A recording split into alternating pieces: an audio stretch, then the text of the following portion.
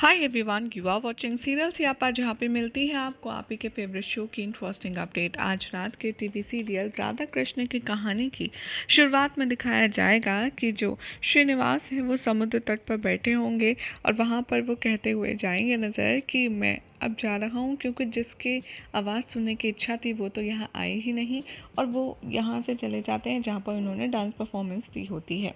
पीछे पीछे यहाँ पर भार्गवी पहुँच जाती है और वहाँ पर जाकर देखती हैं कि वहाँ कोई भी मौजूद नहीं होता।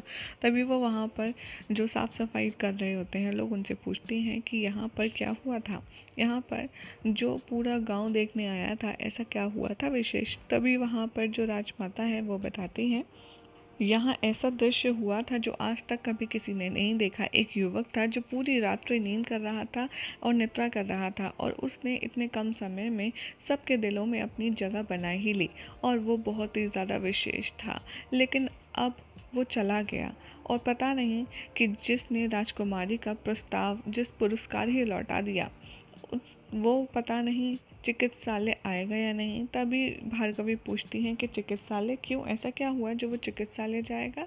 तभी वो बताती हैं कि क्योंकि पूरी रात्रि नृत्य करने के बाद उसके पैरों से रक्त बह रहा था और इसीलिए उपचार के लिए राजकुमारी ने उसे चिकित्सा में आमंत्रित किया है। चलो चलो, अब भोर होने को है और हमें पूजा की तैयारी करनी है। तभी भार्गवी को समझ आता है कि अब सुबह होने वाली है और यहाँ पिताश्री उठने वाले होंगे सुबह की पूजा के लिए, इसलिए मुझे जल्द से जल्द घर पहुँचना होगा। यहाँ पर उदास बैठे होते हैं श्रीनिवास और उनके जो गोविंद राज हैं वो उन्हें डांट रहे होते हैं कि आखिर क्या ज़रूरत थी पूरी रात्रि इस तरह से नृत्य प्रदर्शित करने की।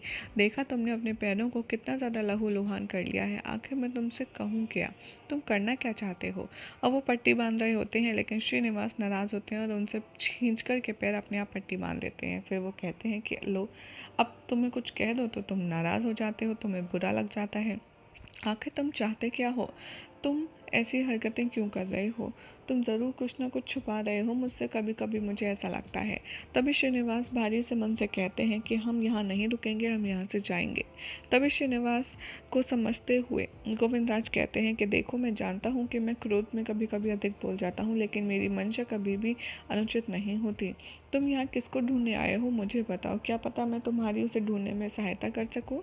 यहाँ पर श्रीनिवास कहते हैं कि नहीं, जिसे मैं ढूंढ रहा हूँ उसे मैं ही नहीं ढूंढ पा रहा तो आप क्या ढूंढेंगे। कोई बात नहीं, हम यहाँ से चलेंगे, हमें यहाँ से चलना ही बेहतर रहेगा। यहाँ पर गोविंदराज कहते हैं, मुझे कुछ समझ नहीं आ रहा तुम क्या करना चाहते हो, मैं भोजन का प्रबंध करने जा रहा हूँ, जब तक तुम और अच्छे से सोच लो। यहाँ पर जो भृगु हैं वो उठ चुके होते हैं प्रातः वंदना के लिए और वो अपनी बेटी को पूछते हैं।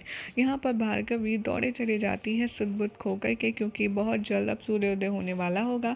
तभी उसकी सहेलियाँ मिलती हैं रास्ते में, वो कहती हैं कि क्या तुम्हारे पिताश्री ने तुम्हें अनुमति दे दी।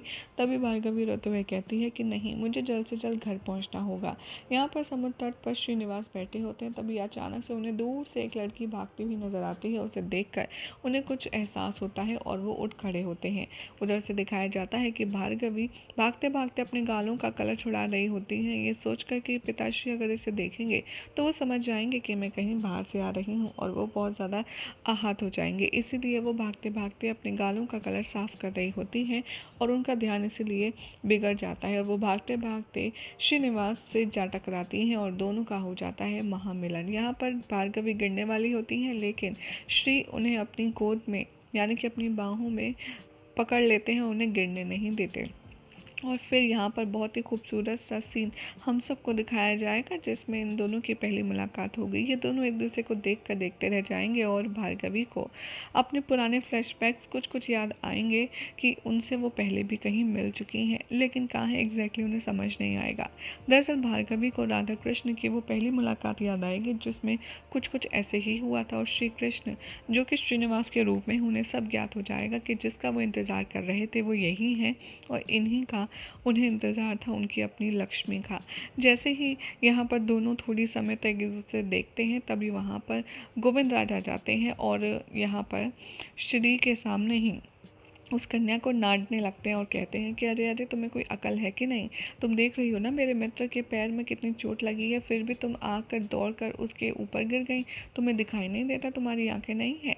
तभी यहाँ पर भार्गवी कहती है कि अच्छा, तुम अपने मित्र को क्यों नहीं कह रहे? क्या उसके नेत्र नहीं है? जब उसे दिख रहा था मैं भाग रही हूँ तो हट जाता ना सामने से। तभी यहाँ पर इन दोनों की बहस छिड़ जाती है कि गलती किसकी थी, तुम्हारी मित्र की या तुम्हारी। और यहाँ पर जो गोविंदराज है वो बार बार भार्गवी को ब्लेम करते हैं और यहाँ पर श्रीनिवास भार्गवी और गोविंदराज की क्यूट फाइट देखते रहते हैं और कुछ नहीं कहते। भार्गवी अंततः कहती हैं कि तुम बताओ किसकी गलती है? बताओ, तुम्हारे मित्र की गलती है या फिर मेरी? बोलो। तभी वो कहते हैं श्रीनिवास की, क्या कुछ कहा तुमने? तभी भार्गवी कहती हैं कि वाह, एक तो जुबान में तेज है और दूसरे के तो कान ही काम नहीं करते। क्या अटूट जोड़ी है। तभी यहाँ पर दोनों के नोक झोंक चलती है, जिसके पश्चात श्री कृष्ण बलराम दाऊ यानी कि अपने जो गोविंद राज है उनकी साइड लेते हुए कहते हैं कि ये मेरे बड़े भाई जैसे हैं, मैं इनके खिलाफ कुछ नहीं बोल सकता। तभी भार्गवी कहती हैं कि मैं ही अपना समय व्यर्थ कर रही हूँ, तुम लोग वेंकटगिरी के तो नहीं लगते, न जाने कहाँ से आए हो, और जहाँ से भी आए हो एक बात तो तय है कि तुम यहाँ के नहीं हो, क्योंकि यहाँ के सब लोग स्त्रियों का सम्मान करना जानते हैं, उनसे जुबान नहीं लड़ाते। यहाँ पर भार्गवी कहती हैं कि देखो, तुम्हारा नाम जो भी है, मुझे लगा था तुम्हें देखकर कि हम पहले भी कहीं मिल चुके हैं, इसलिए मुझे थोड़ा सा ध्यान हट गया था, लेकिन अब मुझे ऐसी कोई गलतफहमी नहीं है। यहाँ पर जो श्रीनिवास है वो बहुत खुश हो जाते हैं सुनकर और कहते हैं, अरे तुम इनकी बात छोड़ो, तुम जो कह रही थी उसे पूर्ण करो। तभी यहाँ पर भार्गवी कहती हैं कि नहीं, मुझे कोई बात पूर्ण नहीं करनी, मुझे बस जाना है, और वो वहाँ से भाग जाती हैं। पीछे पीछे कृष्ण भागते हैं और आगे आगे राधा होती हैं भार्गवी के रूप में, और वो जाते जाते कहती हैं कि अरे अपना नाम तो बताती जाओ। तभी यहाँ पर भार्गवी कहती हैं कि जब मुझे मिलना ही नहीं तो नाम बता करके क्या करूँ। यहाँ पर उनके पिता श्री ऋषि भृगु इंतज़ार कर रहे होते हैं और सोचते हैं कि कहीं वो दूसरे कक्ष में तो नहीं है, और वो उन्हें खोजने के लिए पूरे घर में ढूंढने लगते हैं। और यहाँ श्री को बहुत ज़्यादा एहसास होता है कि जिसे वो ढूंढ रहे थे वो यही हैं, और वो बहुत ही खुश होते रहते हैं उनका नाम पूछते पूछते, लेकिन भार्गवी उन्हें बिना बताए चली जाती है। तभी गोविंद आ जाते हैं और कहते हैं कि बड़ा तुम्हें नाम पूछने का लग रहा है, आखिर तुम चाहते क्या हो? चलो चल कर के हम राजभवन चलते हैं और वहाँ तुम्हारा उपचार करवाते हैं। तभी श्री कहते हैं कि नहीं नहीं, मुझे कहीं नहीं जाना, ये आत्मसम्मान की बात है, मुझे कोई फ्री में इलाज नहीं करवाना, और हमें तो यहाँ से जाना है ना। तभी गोविंदाज कहते हैं कि अभी तो तुम उस कन्या का नाम पूछे थे, जान पहचान बढ़ाने की बात कर रहे थे, और अब आत्मसम्मान की बात कर रहे हो। तुम्हें समझना कभी कभी मेरे लिए बहुत ज़्यादा मुश्किल हो जाता है, लेकिन अब नो बहस, मैं जो कह रहा हूँ वही होगा। तुम्हें मेरे साथ राज्य वैद्य के पास चलना ही होगा और वहाँ पर निःशुल्क उपचार होगा, इसलिए तुम्हें मेरी बात माननी ही होगी। और ये सुनकर के श्री बहुत ज़्यादा अपसेट हो जाते हैं कि वो उन गोविंदराज को समझा नहीं पा रहे कि उन्हें वहाँ नहीं बल्कि भार्गवी के पीछे जाना है। तभी वो एक्टिंग करना शुरू करते हैं कि मेरे पाँव में इतनी चोट है और आप मुझे डांटे जा रहे हैं। यहाँ पर ऋषि भृगु अपनी पत्नी से कहते हैं कि आखिर भार्गवी है कहाँ, कहीं वो बाहर तो नहीं चली गई, मुझे अनुमान है वो कहाँ गई होगी। और यहाँ भार्गवी पहुँच जाती है पूजा से पहले, और वो देखती है कि पिताश्री यहाँ पूजा घर में नहीं है, यानी कि उन्होंने अब तक पूजा नहीं की, और वो सोचती है कि भोर होने को है लेकिन पिताश्री ने अभी पूजा नहीं करी। एक काम करती हूँ, मैं जाकर के ध्यान कक्ष में बैठ जाती हूँ, जिससे उन्हें लगे कि मैं ध्यान कक्ष में थी। लेकिन जैसे ही भार्गवी वहाँ जाती है, वहाँ ऑलरेडी ऋषि भृगु और उनकी पत्नी होती हैं, जो कि उसे ढूंढते ढूंढते वहाँ गए होते हैं, और वो पूछते हैं कि तुम कहाँ थी, और भार्गवी को बहुत डांटते हैं, बहुत डांटते हैं। भार्गवी रोने लगती हैं और कहती हैं कि पिताश्री मुझे क्षमा कर दीजिए, मेरा कोई भी ऐसी मंशा नहीं थी कि मैं आपको आहत करूँ या फिर आपके फैसले से परे जाऊँ, लेकिन मुझसे गलती हो गई, इसलिए मुझे क्षमा कर दीजिए। लेकिन यहाँ पर ऋषि भृगु बहुत ज़्यादा क्रोधित होते हैं और वो कहते हैं कि मैं जा रहा हूँ। उनकी पत्नी कहती हैं कि आप पहले पूजा तो कर लीजिए और सुबह का कलेवा यानी कि नाश्ता कर लीजिए। तभी वो कहते हैं कि कोई आवश्यकता नहीं है, मैं वेंकट मंदिर में ही आज की पूजा कर लूँगा। ये कह कर के वो भार्गवी से नाराज़ हो जाते हैं और भार्गवी रोती रह जाती हैं। और यही हो जाएगा आज रात के एपिसोड का एंड। यहाँ पर श्री अपने पिताश्री को आहत करने के विचार से रोएंगी, और यहाँ पर जो श्रीनिवास है भार्गवी के बारे में सोचते रह जाएंगे।